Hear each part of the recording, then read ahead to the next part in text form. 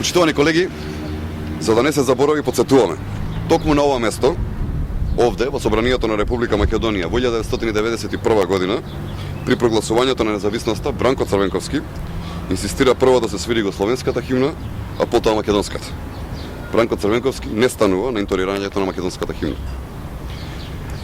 Истата година, само 100 метри подолу од ова место на плоштадот Македонија, на 8 септември, кога граѓаните на Република Македонија прогласија и прославија независност на нашата држава, лидерите на денешната опозиција Бранко Црвенковски и Тито Петковски избегаа. Овие луѓе не се појавија на големата историска прослава на македонската независност. Бранко Црвенковски и Тито Петковски не најдоа причина да ја прослават независноста заедно со граѓаните.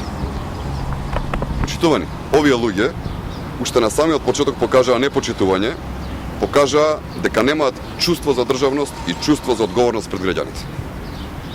На самиот почеток се покажа дека желбата за власт и богатењето е поголема од желбата заеднички да се прослави еден историски настан.